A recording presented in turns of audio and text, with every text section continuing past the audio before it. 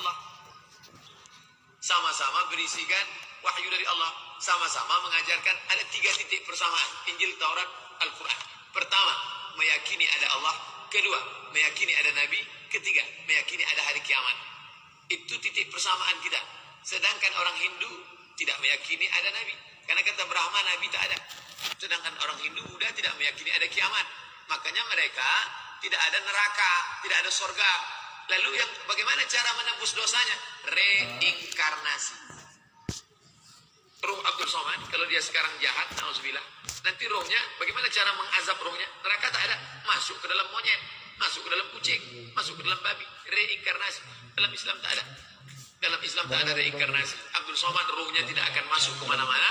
Rohnya akan menunggu di alam barzakh. Habis itu hari kiamat, roh masuk lagi ke dalam jasad, jasad hidup lagi, lalu kemudian pengadilan, masuk surga atau masuk neraka.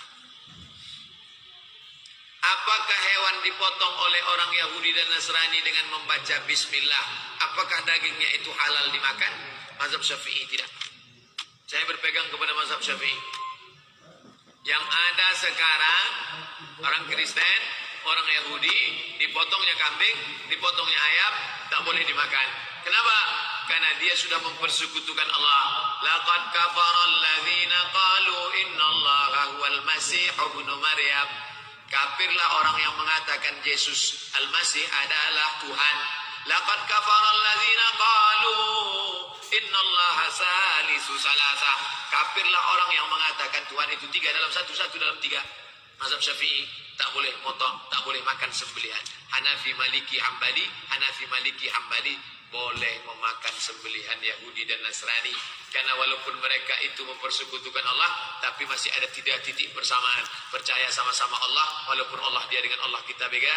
Sama-sama percaya ada Nabi, sama-sama percaya ada hari kiamat. Saya condong kepada mazhab Syafi'i. Apa hukumnya seorang istri mencantumkan nama suaminya di belakang? Haram. Mana dalilnya haram? Ud'uhum li'abaihim. Panggillah mereka menurut nama bapak mereka. Panggillah mereka menurut nama ayah mereka. Tak boleh pakai nama orang lain. Zaid bin Muhammad, Zaid bin Muhammad, Zaid bin Muhammad. Turun ayat. Maka ana Muhammadun aba ahadim min rijalikum. Muhammad bukan bapak kamu, bukan ayah kamu. Walakin Rasulullah. Dia adalah Rasulullah. Maka dipanggil Zaid bin Harithah. Tak boleh. Anak angkat tak boleh, suami pun tak boleh. Bayangkan kalau pakai nama suami.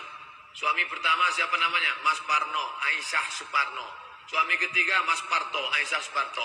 Meninggal lagi suami keempat. Berapa kali mau ganti nama? Ayah tak pernah ayah mati berganti ayah baru, tak ada. Tetap ayah kandung. Apakah sujud rukuk dipanjangkan ke depan? Apakah sujud atau rukuk dipanjangkan ke depan?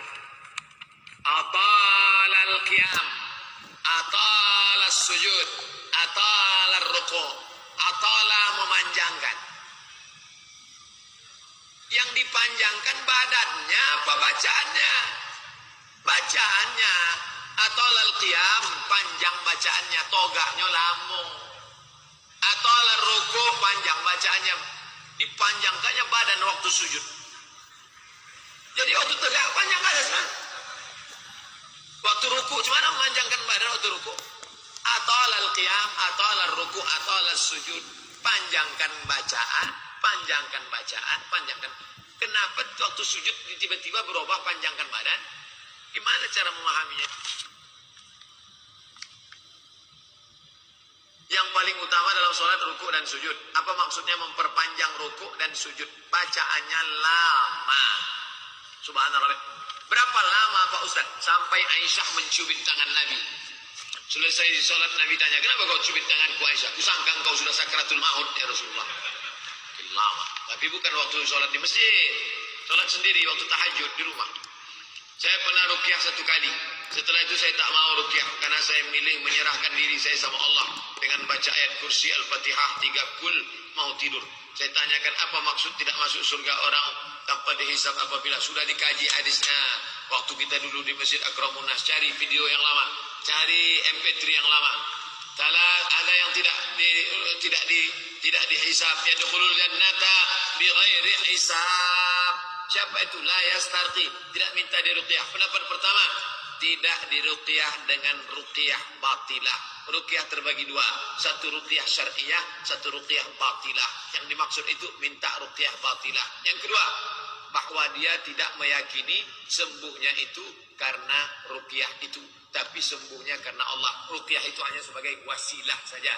Yang ketiga, dia tidak bersandar kepada ruqyahnya, tapi bersandar kepada usaha. Maka orang yang minta ruqyah dalam keadaan dia terjepit susah, tidak jadi masalah. Ruqyah itu aslinya bacaan diri kita sendiri.